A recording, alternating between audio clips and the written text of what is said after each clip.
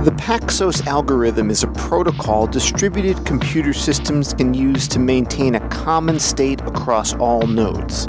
It gives us a safety guarantee, or as I like to say, it guarantees consistency. Participants communicating using the Paxos protocol will always arrive at consensus. This is Data Skeptic Consensus, and the 20th installment in our series about how multi-agent systems achieve collective decision-making. Today on the show, I speak with Eil Goldweber about the recent paper on the significance of consecutive ballots in Paxos. The paper covers a novel observation about Paxos that can give us the same guarantees under weaker constraints.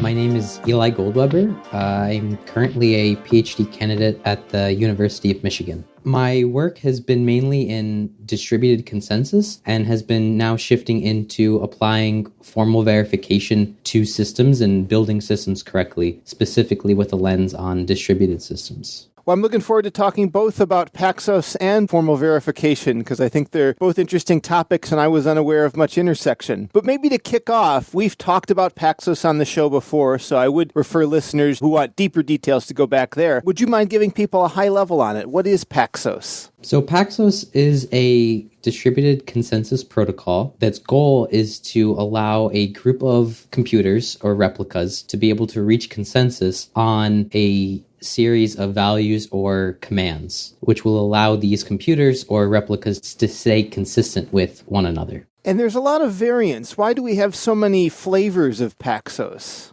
It's a good question. One reason is that it's an interesting problem that draws the attention of researchers, and there's room for expansion, as well as this problem that Paxos aims to solve is by no means in its final state, and there's always more challenges and more problems to solve. So many of the different flavors or variants of Paxos that we see being published year after year are aiming to improve upon existing solutions or solve new problems that come up with expanding technologies. Well, let's talk a little bit about your specific contributions. Paxos is an old algorithm. What was left to be done? Yeah, so that's sort of a fun bit with this paper, the significance on consecutive ballots in Paxos. While it doesn't currently have that great of a practical implication for these families of Paxos protocols, the interesting aspect, in my opinion, is that even though this protocol has been around and studied immensely in the past 20 years, there are still parts of it that weren't maybe discovered or published or realized. And that's sort of what this paper is trying to highlight, is that the original description of Paxos, and this sort of carries on to many of the different flavors, as we mentioned just previously, carries the assumption that the original invariants, which are the promises or glue that hold the protocol together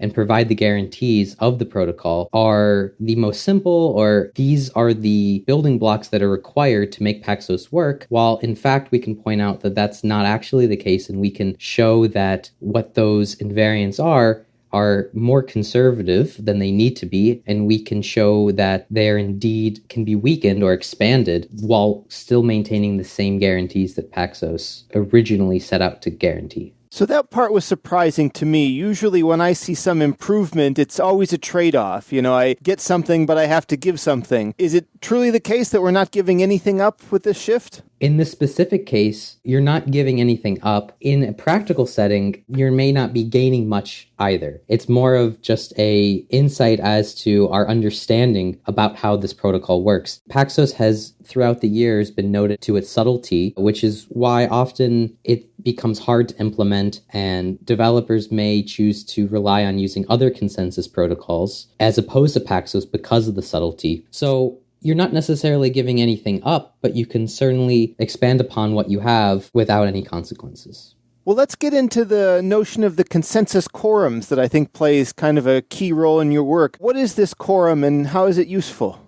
So at its core, Paxos will always provide safety, which means that it will always provide consistency, while if it's not able to do that, it won't be able to make progress at all. And the way it's able to always ensure that it's able to give you a correct answer and remain safe relies on this fact that you always will have majority quorums of participants intersecting. So every step we take in Paxos would typically require a majority of the participants, computers or servers in this case, to agree or send messages to continue with the protocol. And this just ensures that if a single computer or replica in our system has learned a value, that at least one of those will participate in any future steps the protocol takes. Because by having a majority quorum, at least one of the past participants will be able to voice its current state in the current step of the protocol. So by relying on the fact that Paxos uses majority quorums, we're always able to guarantee safety because Paxos says at its core, to paraphrase, says only a single value can be learned. So Paxos is correct if after executing the protocol, all servers can agree upon one value. So if you had for one case, a value can only be learned, assuming that a majority quorum of our servers have agreed upon that value. So it could be the case that some of our participants, some of the participating servers have not learned that value, but if they try to take any future step in the protocol, that would require a majority quorum of all of the existing server participants, and at least one of those in the majority quorum would be guaranteed to have learned or agreed upon that previous value, which would bring the current server up to speed, and it would be able to guarantee that any future steps maintains that single value. And this is a super pedantic point, but one I think is appropriate for this show where we talk a lot about machine learning. And the word learned, as you're using it there, is why we have dictionaries with multiple definitions, I think. Do you have any thoughts on comparing and contrasting the use of the word learned in these contexts? I think in some sense, the rhetoric we use when we're talking about Paxos and, as you mentioned, learned has a slightly different meaning maybe in this context than we would traditionally use with learned, or especially with machine learning. In this case, when I'm saying learned, I'm referring to agreement or consensus. So in this case, when I say learned, I'm referring to a value or operation that the servers that are executing Paxos have agreed upon. And they have received enough information that they know for a fact that a specific value has been agreed upon. And so when that criteria has been met, we can say that a value has been learned. Yeah, that's a great way to break it down, I think. Really gets back to the heart of this. It's a consensus protocol, right? We got to get all the distributed systems to agree. When you say that the consecutive quorums are weaker, what's weaker about them? Is it easier to compute or a more eventual consistency? Why do you describe them as weaker? So the levels of consistency guaranteed by Paxos remains the same. So Paxos provides the consistency guarantee of linearizability. So from a user's perspective, if they're interacting with some service that is using Paxos, from our point of view, it would seem as if you're interacting with a single machine, when in reality, you have a cluster of machines that in the background are running Paxos, and they're providing the guarantee of linearizability. So in that sense, that consistency guarantee is the same. The difference here is Paxos traditionally is a leader-based consensus protocol. So there's a single participant, single server that is proposing the values, and the other participants in the cluster are listening and responding back to the leader. And so in a perfect world, a leader would be able to propose a value, and all of the other servers in the cluster would be able to agree upon that value and respond back to the leader and say, yes, we all agree, and the system can move forward, and it has successfully reached consensus. However, that's not always the case. As we know, failures happen, or the internet or communication networks are not guaranteed to be 100% all the time. So messages may take a very long time to arrive, or messages may be dropped, and in which case a new leader may have to be elected. So if the leader crashes, or if another participant suspects that the leader has crashed, it would be able to begin an election process to continue and make progress with the consensus. So in the perfect world I described, where the leader is able to propose a value and all of the other participants can respond back immediately, then we have no issues. The classic definition we read in Paxos works, it's perfectly fine, and the criteria for learning a value remains the benchmark that we need to have. However, if you have a leader election, a change of leaders, then that leader according to the traditional publication of Paxos, says that that new leader now has to gain another majority quorum in this new series of election. And so typically that is defined as a ballot or a view. That's the terminology. So each leader has its own term,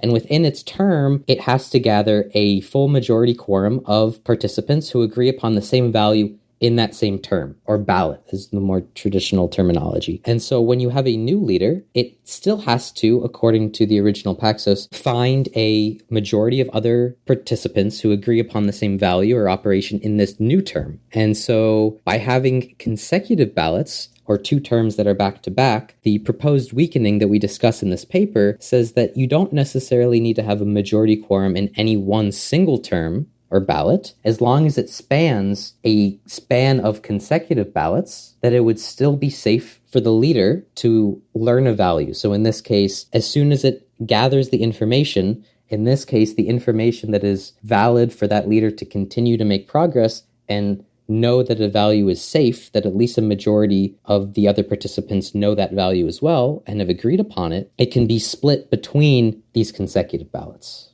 So it seems very intuitively pleasing to me because I understand the protocol a little bit, but that's just on a read-through. I'd, of course, like to be more convinced of that before deploying something like this. And as you'd mentioned earlier, you guys have adopted formal proof techniques. I'd love to unpack that in a couple of ways. Maybe to start, could you give a brief introduction? What are formal proof techniques, and perhaps why are they the right choice for a problem like this? Traditionally, when writing software, it has been the standard practice to write software and then write unit tests or tests to try to cover all of the use cases that that software or function should exhibit. However, the weakness of that approach is that it relies on the fact of either the developer or some sort of automated system to come up with all of the different test cases or all of the different scenarios that could occur with that piece of software and write valid tests for that. While it's not impossible, that is very hard to cover all of those cases and opens up the possibility for errors, bugs, or other failures to occur. So an alternative approach to that is to formally prove, so using mathematical proofs, that your function or your piece of software will be able to perform some sort of behavior.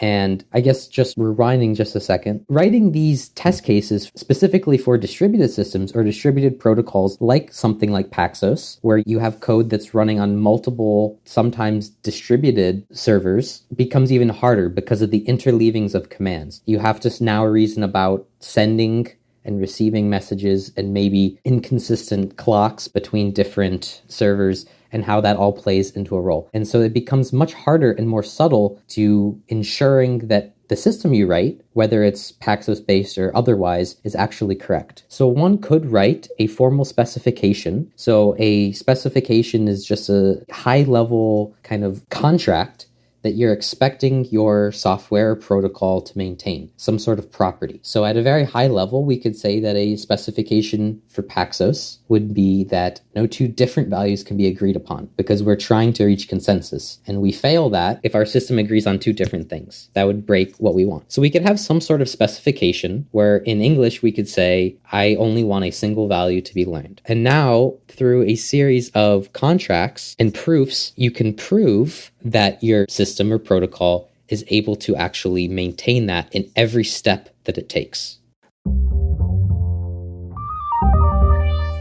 Thanks to this week's sponsor, NordVPN. Happy 2021, everybody. Did you spend some time with friends and family? Maybe just virtually? I did, and I was shocked to find how many people had misunderstandings about VPNs and the importance of them. When you go to websites, you use HTTPS to protect your traffic over the internet. That's good, but that's not enough. If you value privacy and the security of your data, you need to look into a VPN. And if you've heard any rumors about VPNs being slow or difficult to use or hard to set up, maybe some are, but not NordVPN. I recommend you check them out and look into the 2-year plan. You get some unprecedented savings with that as a Data Skeptic listener. Why don't you head over to nordvpn.com/dataskeptic, all one word. Not only will that get you a good deal, but there's also a really cool message in the header up at the top you might be interested in. Take privacy seriously and protect your household's internet traffic with NordVPN. Head over to nordvpn.com/dataskeptic.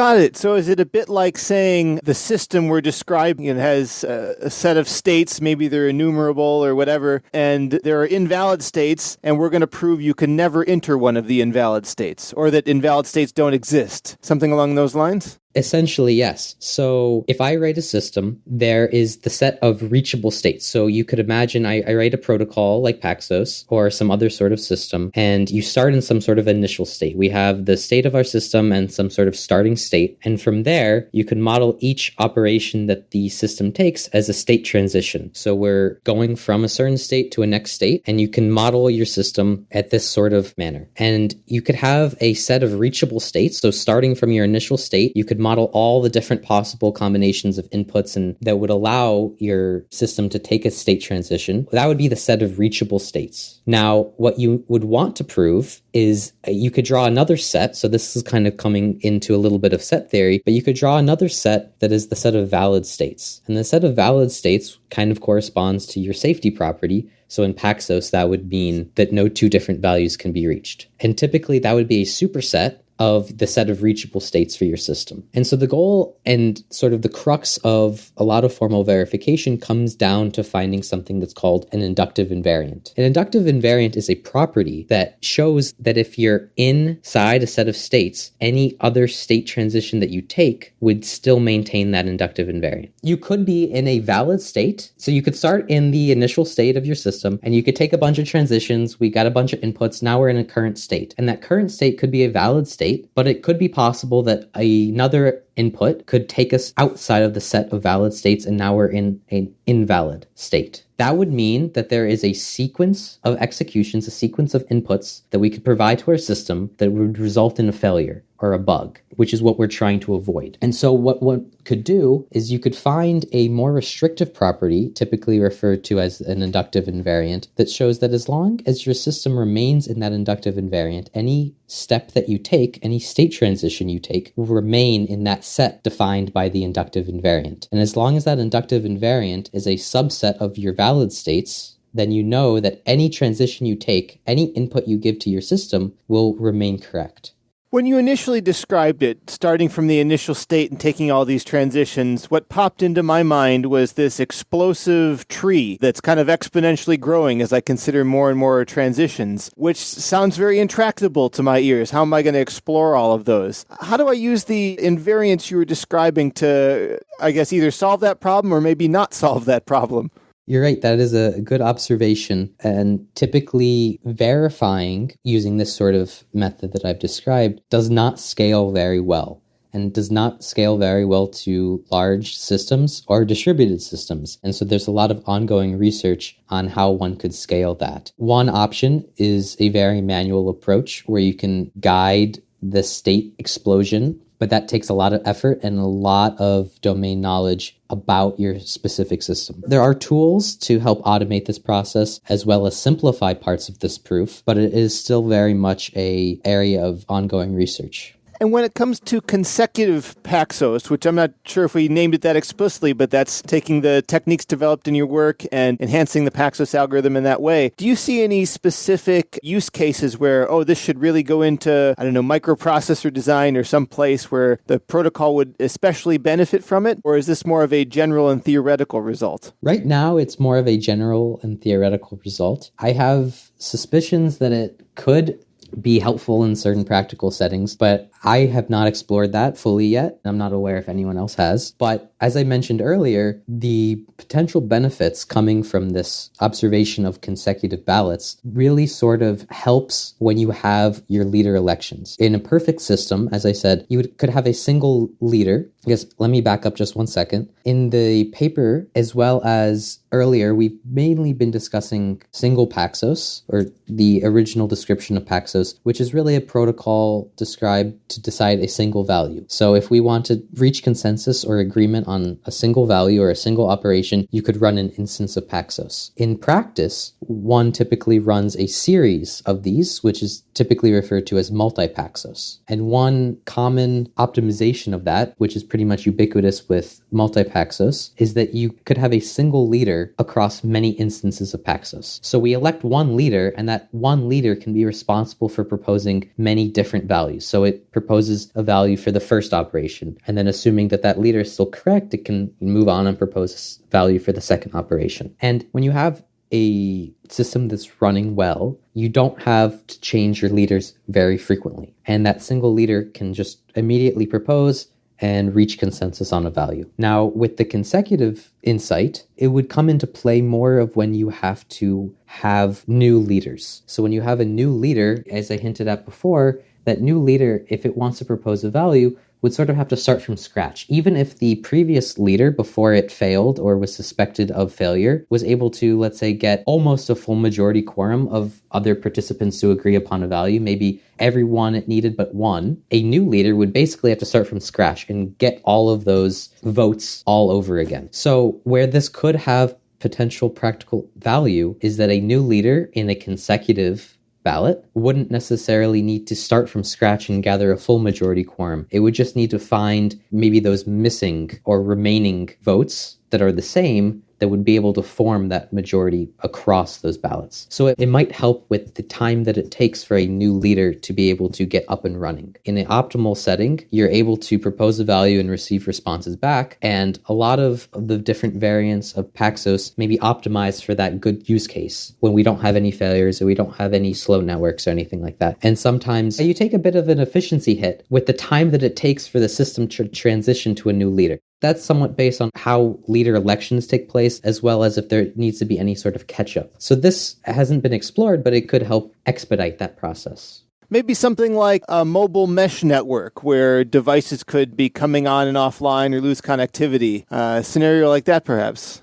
Yes, quite possibly. It depends how you would implement Paxos in that sort of setting, and there are existing techniques that are sort of optimized with reconfiguration in mind. This specific paper that we have proposed doesn't really take into consideration reconfiguration of the entire system. It's really focusing on a single set of replicas, but you're not necessarily adding or taking away. But that doesn't mean that this insight about consecutive ballots wouldn't be useful in that sort of setting. There are protocols that are like Paxos that solve the same problem without a leader, which all have their pros and cons. But one, I think, as I mentioned earlier, a protocol like Paxos doesn't really scale that well. I don't know if I mentioned that earlier, but it doesn't really scale that well for many reasons, both due to message complexity, but also that message complexity doesn't scale towards a global setting. So this might fit into the mesh network that you were asking about. If I was running Paxos just in a data center and I had 3 internal computers in a data center running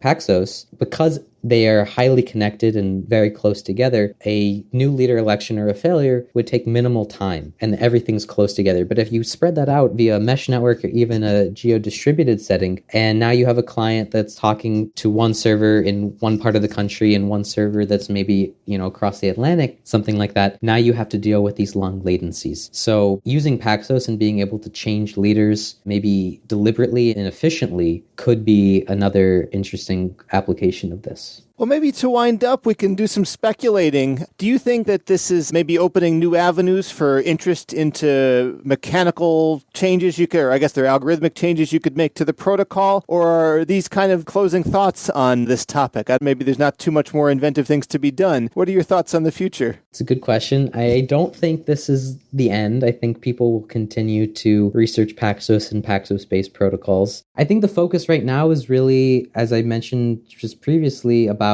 more global scale, where you're trying to reach consensus using some sort of Paxos-based protocol in some sort of global scale amongst data centers that are spread out across the globe. And you're really trying to focus on optimizing for use cases like that, where it might be a case like that. I think also, as we talked a little bit about formal verification, I think you're starting to see more formal verification being incorporated into the development process, not just in academia, but also in development at large software companies, they're starting to make formal verification more of a first-class citizen and starting to incorporate that into the actual design process and less of an afterthought. And I think you're starting to see that it is becoming more practical to design systems and formally verify them at the same time without sacrificing efficiency. I love where you're going with that. I hope all listeners who code already know about unit tests. For those of us who've never done any actual formal verification, where do you get started?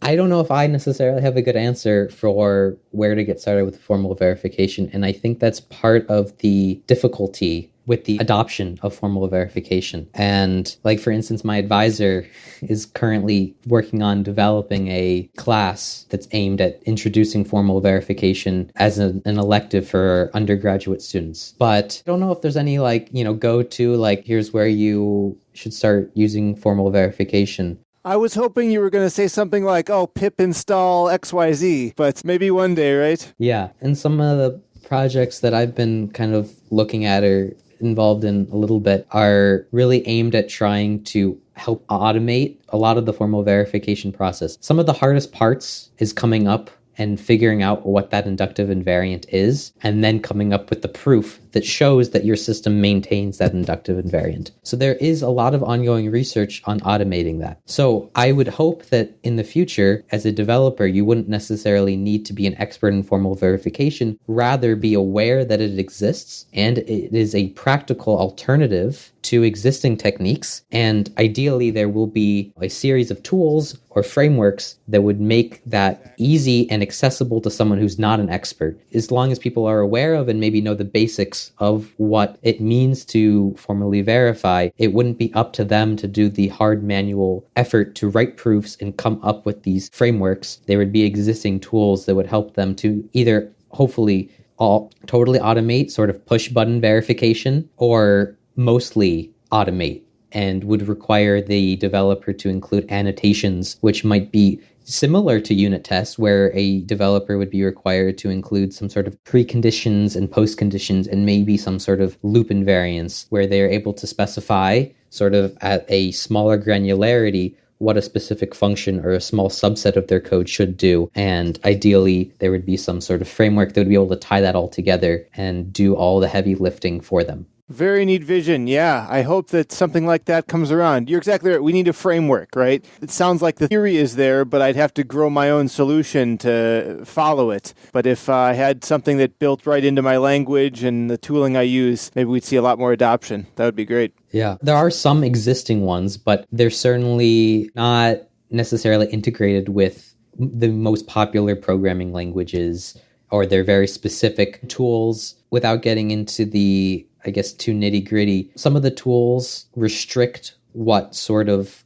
language and operations that the programmer can actually do. And so sort of by restricting some of these operations that might be very hard to prove and might, as you mentioned, introduce this sort of exponential explosion in the state space. So by limiting that, it then can automate the process because you're keeping the whole tool chain within a sort of controlled environment. I don't know if that is in a super practical setting. Certainly you can write practical code, and a lot of these current frameworks will allow you to write your system in that framework and then be able to compile it to a more popular programming language like C++ or other popular programming languages. But it would still require currently, as far as I'm aware, programmer to use the existing tools, which they may not be as familiar with. That's an excellent point. Yeah, we're not going to beat the halting problem. So whatever tools there are, they're going to be strong guardrails you'll have to work inside of. But well worth it for a lot of applications. Well, then to wrap up, tell me a little bit about what's next for you in terms of your research or where you're headed next. Sure. So while I'm still interested in Paxos and Paxos variants and optimizing the existing solutions or coming up with new solutions, I've been, as I've mentioned a couple times, focusing more on applications of formal verification. And currently what I'm been looking at is how one could use formal verification to be able to prove aspects about some systems without necessarily having a specification for the entire system. So being able to focus in on certain aspects of a system without taking the time to go and document or specify the entire behavior of the entire system. Well, I look forward to seeing what comes out of that. So keep me on your mailing list when papers are coming and whatnot. Well, Eil, thanks again so much for coming on to share your work. This is really cool. Thanks for having me. It was fun to talk with you. That concludes this installment of Data Skeptic Consensus. Our guest today was Eil Goldweber. Claudia Armbruster is our associate producer. Vanessa Burciaga does guest coordination. And I've been your host, Kyle Polich.